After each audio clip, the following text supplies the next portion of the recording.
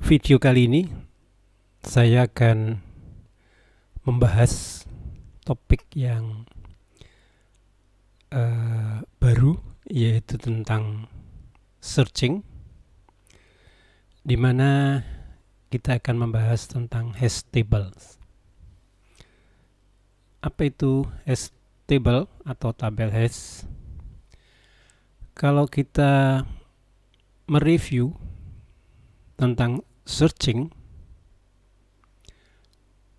kita punya dua algoritma searching, di mana yang pertama adalah sequential search, yaitu terutama searching pada array satu dimensi larikan yang terutama tidak terurut, di mana sequential search itu memerlukan running time linear, yaitu mencari mulai dari indeks pertama 0.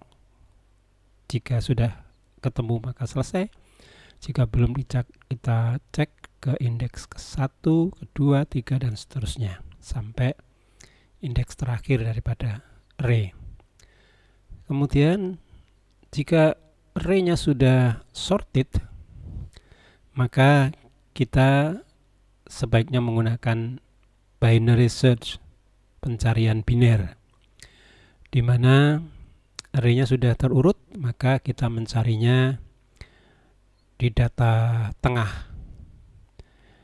Di data tengah sebuah array, kemudian jika belum sama, kita cek lebih kecil, maka mencarinya di data seperempatnya dan seterusnya. Itu mempunyai running time, kecepatan search-nya yaitu log n secara worst case maupun average case. Untuk searching secara umum, kasus paling baik tentunya mempunyai big O, yaitu O1, di mana sekali mencari langsung ketemu, itulah kasus paling baik. Dan kasus paling buruk jika data yang dicari tidak ada atau proses pencarian ketemu di tahapan terakhir. Untuk kali ini kita akan membicarakan metode searching yang lebih baik dari kedua searching tadi, yang ON maupun yang binary search, yaitu O log n. Kali ini dengan menggunakan hash table, kita nanti akan bisa mencari dengan waktu O1. Nanti implementasinya kita akan hitung itu rata-rata probe-nya atau rata-rata pencariannya berapa gitu. Kita akan menemui rata-ratanya bisa 1, sekian begitu ya. Jadi harapannya ini sangat cepat proses searchingnya. Agak sedikit berbeda dengan dua metode searching sebelumnya. Pada hash table, idenya intinya kita akan mencari dengan mudah, memasukkan key pada posisi array dengan mudah juga. Dan kalau pada searching sebelumnya, array-nya yang satu belum sorted, yang satu sudah terurut, pada hash table justru kita akan mengatur bagaimana memasukkan sebuah key yang akan kita cari, area data yang akan kita cari itu kita masukkan dalam sebuah array. Pada akhirnya kita pakai array yang namanya hash table. Itu kita atur cara insertnya, cara memasukkan key di dalam array dengan menggunakan sebuah mapping atau fungsi yang namanya fungsi hash, di mana fungsi hash ini inputnya adalah key, data-data yang akan kita simpan dalam array, Dan outputnya dia harus bisa memproduksi sebuah indeks sebagai outputnya. Indeks ini nanti akan menempatkan key tersebut di dalam array, yang array-nya kita sebut sebagai table. Itu pengantar untuk table. Sekarang sebagai contoh fungsi hash yang akan kita gunakan, pada dasarnya nanti lebih banyak fungsi modulo. Jadi pada kali ini sebagai gambaran saja contoh bahwa ya yang paling gampang untuk menghitung fungsi yaitu misalkan modulo K dengan modulo table size, ukuran tabelnya berapa ini ukurannya. Kalau 10 ya kita pakai modulo 10 misalkan. Tentunya ukuran table size ini ya harus lebih besar daripada banyaknya data atau banyaknya data key yang akan kita simpan. Modulo 10 ini akan mempunyai nilai yaitu antara 0 sampai 9 tentunya. Nah, kemudian kita insert, masukkan key tersebut di dalam tabel hash dengan ya sebagai contoh misalkan data-data seperti ini 13 masuk di 3. Ini panjang besar ya masuknya di 6 ya. Cukup mudah karena modulo 10 ya. 2001 masuk di 1, 157 masuk di 7 gitu ya. Jadi cukup mudah, operasinya cukup cepat, cukup mudah memasukkannya. Tentunya kita akan sudah mulai berpikir potensi untuk terjadi collision atau tabrakan nilai, di mana 2 key yang berbeda mempunyai nilai HK atau fungsi hashnya dari key tersebut sama. Itu jelas sangat mungkin. Misalkan saja 157 ini akan sama nilainya nanti dengan data 7 misalkan, atau data 17, data 47, data 167 dan seterusnya. Jelas potensi terjadi tabrakan itu tidak bisa kita elak. Itu akan terjadi seperti itu. Maka bersabar bagaimana cara menangani collision atau collision resolutionnya bagaimana. Itu jadi tentang contoh fungsi hash seperti itu.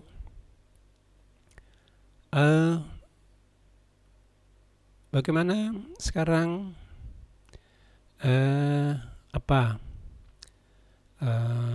kelebihan daripada table ini ya? Kita bisa menyimpan key ya, yang mungkin besar datanya menjadi sebuah indeks. Mau datanya ribuan, jutaan, kalau kita tentukan menjadi struktur data yang disusun hanya dengan indeks yang kecil gitu, biarpun angka kita besar. Kemudian searchingnya cukup mudah.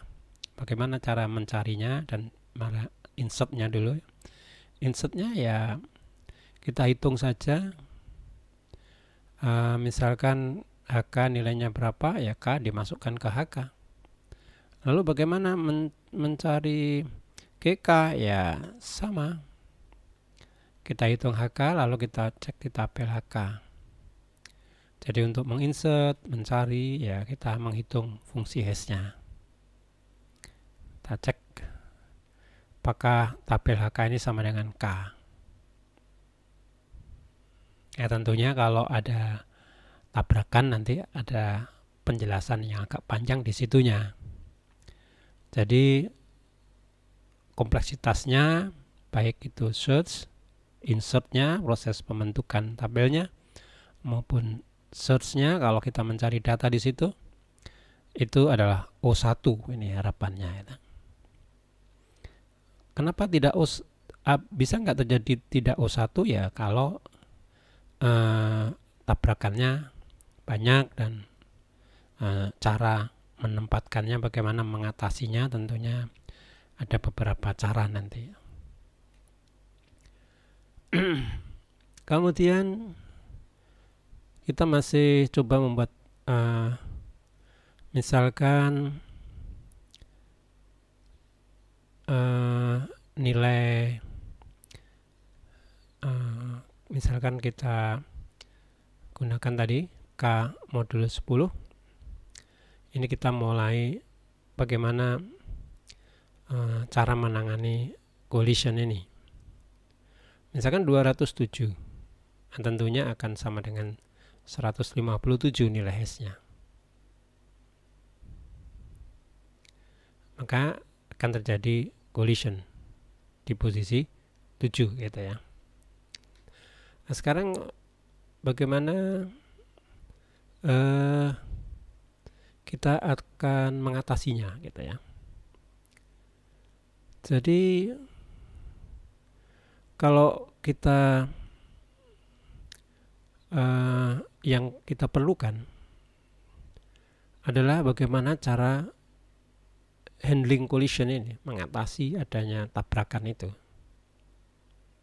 Maka ada dua macam itu yang akan kita bahas, yang namanya kelompok open addressing, atau nanti kalau di visualization, aplikasi visualization, di situ ini termasuk close hashing. Sedangkan separated chaining itu termasuk open hashing. Jangan bingung dengan istilah. Kalau di sini open addressing maksudnya akan mencari address lokasi di array yang masih open, yang masih belum digunakan oleh K gitu ya. Maka ada 3 macam yang akan kita bahas, yaitu namanya linear probing, quadratic probing, dan double hashing. Dan nanti yang menurut saya paling agak bagus di antara 3 ini, double hashing paling bagus. Kemudian saya lebih suka ke separate chaining atau metode link dengan menggunakan linked list kalau ini nanti. Kalau ini full array. Di sini ada kombinasi antara array dengan linked list.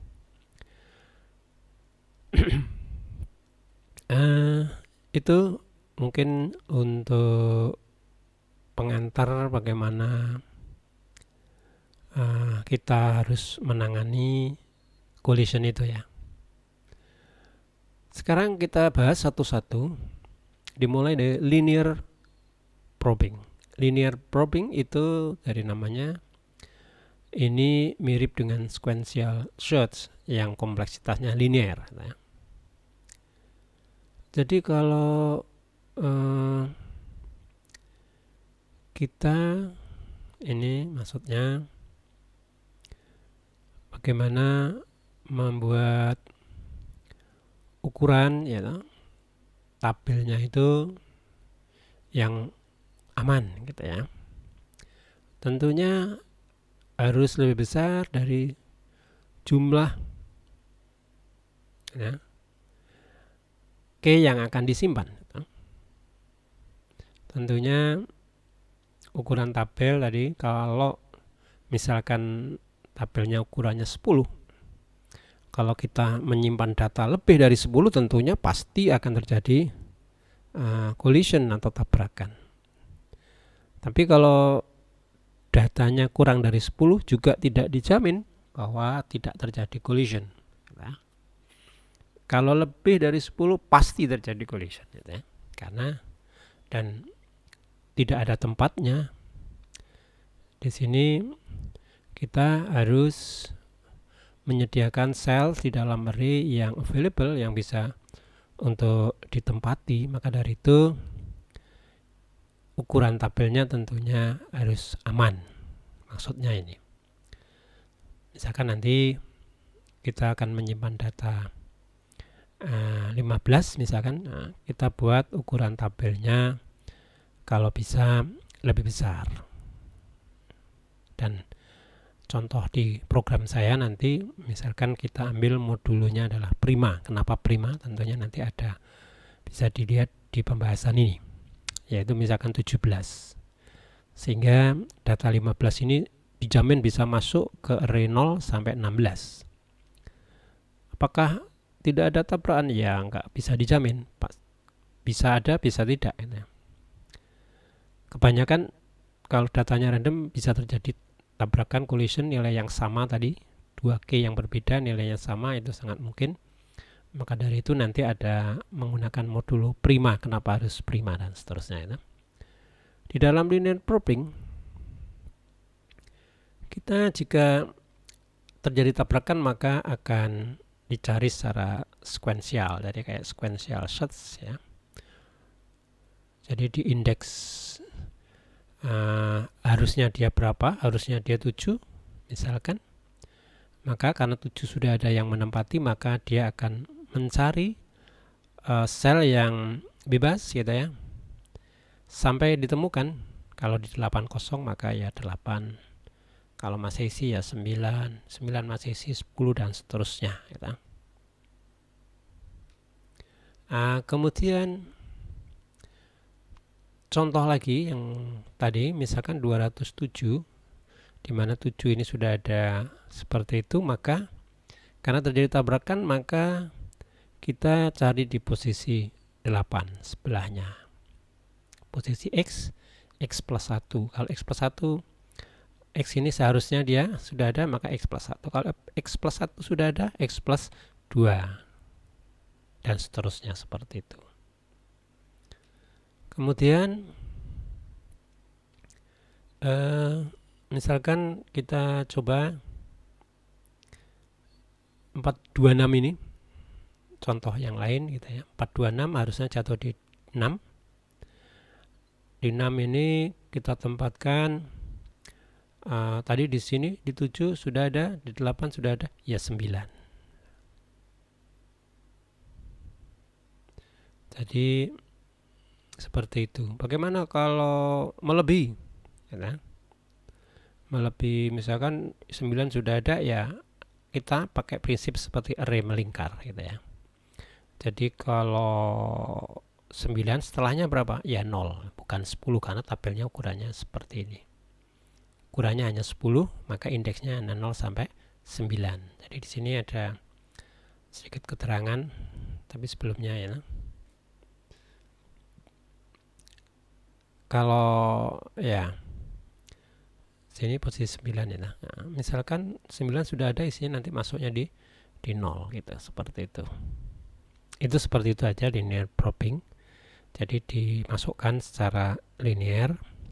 Hanya nanti di program saya ada sedikit mungkin berbeda dengan di visualization. Misalkan saya menggunakan queue nanti untuk menampung data-data yang collision, yang terjadi tabrakan.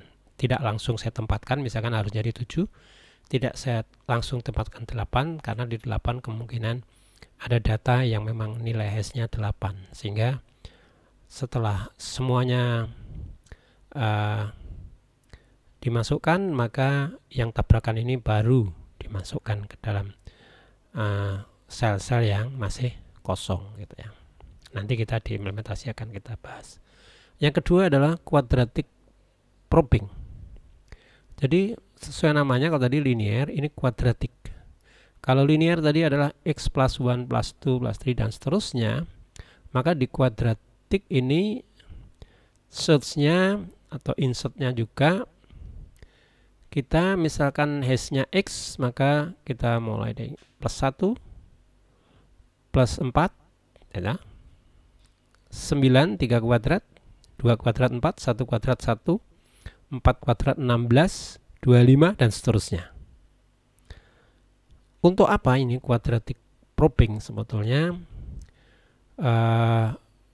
di dalam mengatasi kelemahannya di linear probing gitu ya. Kalau di linear probing dengan satu-satu kayak begini, misalkan selnya itu besar gitu ya, panjang ukurannya, nyarinya lama gitu, datanya sudah ada semua begitu ya, nanti untuk mencari tempat kosong itu terlalu lama.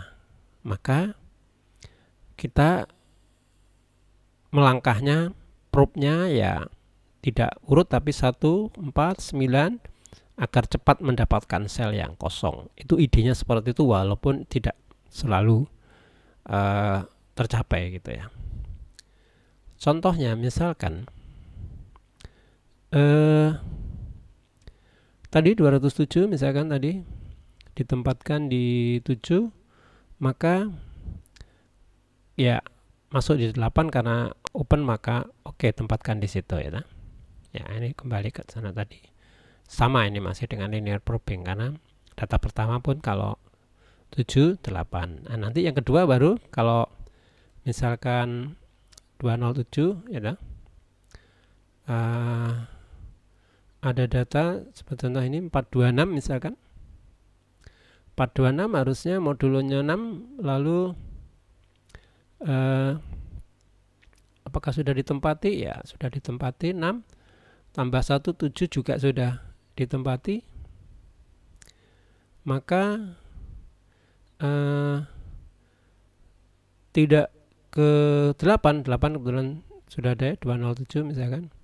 Maka 426 akan ditempatkan di 6 tambah 1 tadi sini sudah ada, 6 tambah 4 10. Nah, 10 kebetulan sampai sini 9, maka jatuhnya di 0. Jadi 426 itu tempatnya harusnya di 6. Oke, sudah ditempati. 7 sudah, tidak 8. Kalau 8 namanya linear probing. Kalau kuadratis tambah 1 dulu. Oke, ada isinya, tambah 4. Bukan 7 tambah 4 tapi 6 tambah 4, X tambah 4. Kalau 4 nanti ada isinya, misalkan 0 ini tambah berapa? 3 kuadrat, 9. Dan seterusnya seperti itu. 9 tentunya tambahkan dulu baru di modulo 10 ya. Jatuhnya di sini. Jadi ini kalau di bukunya Robert Laforet berbicara dengan cluster, maksudnya ya, kalau data itu bisa tercluster seperti ini, menggerombol seperti itu, merombol seperti itu. Harapannya dengan quadratic probing ini, maka klasternya akan menjadi lebih kecil karena dan lebih sparse, lebih jarang-jarang karena kita loncatnya tidak satu-satu gitu secara sekuensial, tapi meloncat secara kuadratis. Itu harapannya quadratic probing ini memperbaiki linear probing gitu ya. Sekarang ada apa dengan quadratic probing dan linear probing ini? Dianggap masih ada kelemahannya. Kelemahannya yang antara lain di sini bahwa sekuennya, probe sekuen itu artinya kita mengeceknya apakah sama dengan ini, sama dengan itu selalu sama untuk K yang mana saja, itu selalu sama seperti itu. Maka karena selalu sama tentunya ada kelemahannya, sehingga solusinya adalah dengan menggunakan double hashing. Jadi membuat lokasi pertama dengan fungsi hash, lalu probe-nya itu bergantung, ini dependent upon the K, jadi tergantung dari K-nya, tidak sama. Kalau ini K berapapun tambah 1, kalau sudah ada tempatinya, sudah ditempati, maka tambah 4, itu mau K-nya berapa saja. Nanti di double hashing ini untuk ngeprobe-nya, setelah dihitung fungsi hash yang pertama, kita akan menghitung fungsi hash yang kedua untuk melakukan penempatan atau pencariannya juga. Tambahnya berapa? Ya, tergantung nilai fungsi hash yang kedua, tergantung K-nya tentunya. Jadi setiap K tidak sama. Ini harapannya ya bisa lebih baik, tidak seragam sama gitu ya. Maka itu disebut dengan double hashing gitu. Sekarang bagaimana cara memilih fungsi hash? Nanti yang pertama taruhlah seperti tadi sudah itu ya. Harapannya dipilih modulo dengan ukuran hashnya lebih besar dari banyaknya data. Nanti pada aplikasinya, pada implementasinya, program saya menggunakan modulo prima semuanya. Nanti ada keterangan di sini. Nah, yang kedua ini syaratnya tentunya tidak boleh sama dengan yang pertama, jelas. Kalau sama ya nggak bagus, pasti ada dampaknya. Dan nggak boleh nilainya bisa 0, nggak boleh. Kalau yang pertama tadi bisa 0, kalau modulo 10 itu bisa 0 sampai 9 kan. Kalau yang kedua kenapa? Why not? Kenapa tidak boleh 0 ya nilainya? Nah, tentunya kalau 0, padahal second hash function ini akan dipakai untuk menempatkan probe-nya tadi, mau mencari juga. Kalau tambah 0 tentunya ya berarti di situ-situ juga. Kapan dapatnya yang kosong? Begitu nilai hash yang pertama itu sudah terisi, sudah ada yang menempati, harapannya mencari melangkah berikutnya dengan menambahkan fungsi hash kedua nilainya. Kalau 0, nah itu. Maka nilai yang dianjurkan ini yang baik gitu ya, berdasarkan ya sudah dipelajari, yang nilai tidak 0 itu seperti apa ya, salah satunya C minus K modulo C, bentuknya seperti itu. C harapannya adalah prime number. Kenapa prime number? Ya nanti ada penjelasan di sini, yaitu yang lebih kecil dari ukuran array-nya di tabel size-nya.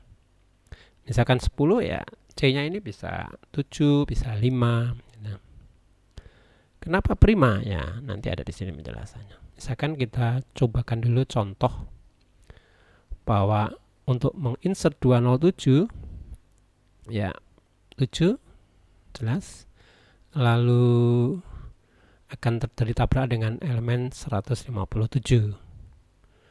Maka kita akan membuat C sama dengan 5 di sini ya. Maka kalau pertama diberi fungsi H yang pertama, yang kedua karena digunakan untuk probe, untuk menempatkan itu pakai P 207 memang sama dengan C-nya 5 minus K-nya modulo 5. Maka nilainya 3. Jadi yang harusnya 7 ditambah 3 jadi 0 sini ya. Jadi tambahnya ini tergantung ini K-nya. Nggak sama. Kalau di dua metode sebelumnya itu sama. Jadi 10 tempatkannya di 0 gitu ya. Oke, itu double hashing. Lalu misalkan kita insert lagi 426 di sini, 426 masuknya 6 sudah ada, dan kita hitung fungsi S yang kedua, nilainya setelah dihitung di sini 5 minus sekian sama dengan 4. Nah, maka harusnya di 6 ya, 6 tambah 4 10. Maka akan terjadi collision di situ karena 207 sudah ada di sini. Nah, akan terjadi another collision, tabrakan yang lain. Maka tentunya ditempatkan di mana? Jadi tadi nilainya 4 berarti 0 tambah 4 di sini ya. Maka akan ditempatkan 0 tambah lagi. Jadi rumusnya tadi X plus fungsi hash yang kedua kita sebut H misalnya ya, X plus H, X plus 2H, X plus 3H dan seterusnya, atau dengan kata lain X tambah H tambah lagi H tambah lagi H terus seperti itu. Maka di 4 sini ya. Jadi meloncat-loncatnya tergantung key-nya, itu intinya. Ya bergantung dari key di sini. Bagusnya itu. Oke, ini ya sedikit catatan bahwa akan ada potensi gitu, bahwa terjadi masalah jika misalkan tabel hash-nya 10, C-nya 5 misalkan, maka apa yang terjadi? Misalkan kita punya nilai K yang HK-nya 0, ya, S-nya 0, lalu dihitung S keduanya 5, maka akan terjadi mencari ke 0, misalkan tabrakan. Tambah 5 berapa? 5. 5 tabrakan lagi. Maka 10 jatuhnya ke 0. Jadi mencarinya selalu 0, 5, 0 lagi 5. Kapan ketemunya ini? Jadi di sini akan sequence-nya, proof-nya ya akan berulang-ulang seperti itu. Tidak bisa menemukan yang proof sequence-nya di sini tidak akan pernah mendapatkan yang open cell, open addressing tadi ya, sel yang terbuka, yang masih kosong. Karena alasannya tadi 0, 5, next-nya 5 lagi, 0 lagi, 10 jadi 0 lagi, dan seterusnya. Jadi tidak pernah mendapatkan. Maka dari itu double hashing requirement-nya bahwa permasalahan pokok, akar permasalahannya adalah pada tabel size-nya tadi tidak prima. Jadi pada akhirnya kenapa ukurannya prima ini tadi. Jadi kalau prima misalkan 11 bukan 10, datanya taruhlah 10, 11 tabel hash-nya, size-nya 11, maka dengan kasus tadi 0, 5, 10 jadinya tetap 10, 15 modulus 11 jadi 4 gitu. 4 tambah 5 9, tambah 5 modulus 11 3, tambah 5 8, tambah 5 modulus 11 2, dan seterusnya. Ini nilainya tidak akan berulang gitu. Seperti ini tidak akan terjadi yang 05, 05, 05 tadi.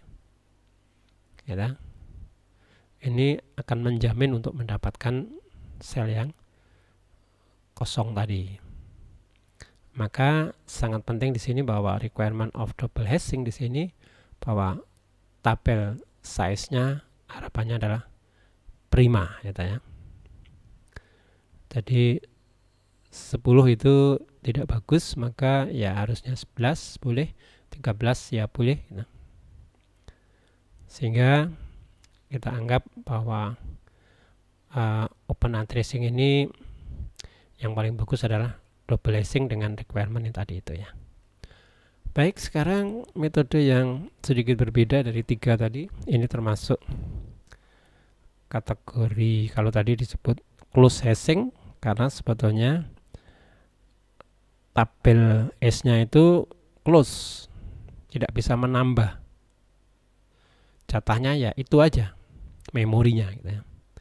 Kalau spirit chaining ini termasuk open hashing, gitu. Bukan address ya, open hashing karena memorinya bisa bertambah. Ukuran tabelnya bisa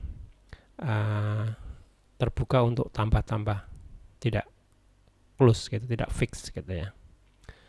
Oke. Spirit chaining itu bisa dibayangkan di sini. Jadi ada array di mana setiap lokasi itu memuat linked list yang isinya KK tadi. Jadi kalau tabrakan tidak dicari tempat-tempat yang lainnya yang kosong, tapi justru digandeng, di link di sini, di chaining gitu ya. Digandeng, ini contohnya 21 dengan 77 kalau modulnya itu prima sekali lagi.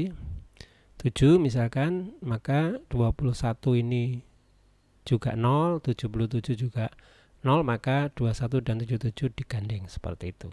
Sehingga kalau kita mencari itu langsung menuju ke nilai HK-nya ini pasti di situ, cuman di linked list yang keberapa gitu ya.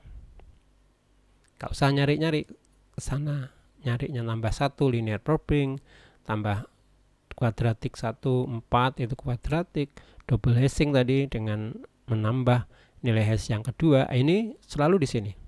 Cuman kita mencarinya berada di mana. Harapannya yang collision, yang tabrakan tidak banyak gitu, jauh lebih sedikit daripada banyaknya data gitu ya.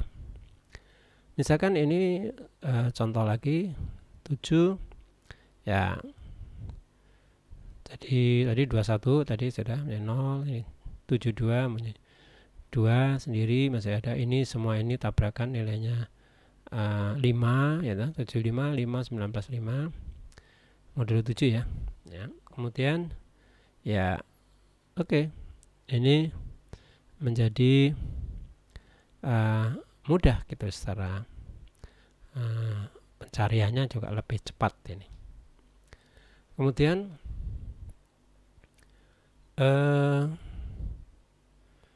kalau ya sampai full itu saya kira ini kalau banyak yang tabrakan tentunya ya, banyak yang sel-sel yang tidak terpakai memang sini ya. Jadi sedikit kelemahan dari spirit chaining ini adalah memorinya atau secara total lebih banyak tentunya ya. Harusnya dengan close buat tabel array ukuran cukup primanya tadi cukup, ini harus nambah-nambah gitu, sesuai data yang terjadi collision atau tabrakan. Nah, misalkan di sini kalau yang tabrakan itu atau linked listnya itu ukurannya yang paling besar itu panjangnya misalkan M, dimana tentunya lebih much smaller than n, lebih kecil dari n-nya misalkan 100, ini cuman 3, 2 begitu. Dalam praktek nanti kita akan coba uji itu ya, O-nya itu OM karena kita mencarinya secara linear di linked list yang tabrakan ini gitu ya, sehingga OM itu worst case-nya. Jadi bisa O jelas rata-ratanya termasuk O1 ini. Nanti kita lihat. Nah, sekarang sedikit kesimpulan dari beberapa metode stable tadi yang menangani collision tadi. Maka S harus mempunyai dua sifat ini, harus dihitung ya, fungsi hash itu harus dihitung secara cepat ya, nggak usah terlalu kompleks itu kan rumusnya. Maka modulo itu sudah merupakan yang bagus, sehingga proses insert dan searching itu menjadi lebih bagus gitu ya. Kemudian nilainya range dari key value itu fungsi hash harus mentransfer atau ya memetakan menjadi indeks tentunya, sedemikian hingga nilai key itu indeksnya bisa terdistribusi secara random, tidak menggerumbul gitu, sehingga sedikit yang terjadi collisionnya gitu ya. Jadi kalau ada ukuran hash table misalkan 101 begitu, 0 sampai 100, maka fungsi hashnya harus menyebar, terdistribusi menyebar, dan secara random itu menyebar di hashnya tadi. Kalau nggak menyebar, tentunya akibatnya banyak terjadi collision gitu. Jadi untuk data-data key yang random tentunya modulo ini sudah cukup bagus, dan modulonya kita gunakan modulo dengan basis prima gitu ya. Itu kemudian ya saya kira itu. Nanti kita akan lanjutkan dengan yang lebih menarik lagi adalah implementasinya. Oke, sementara itu dulu. Terima kasih.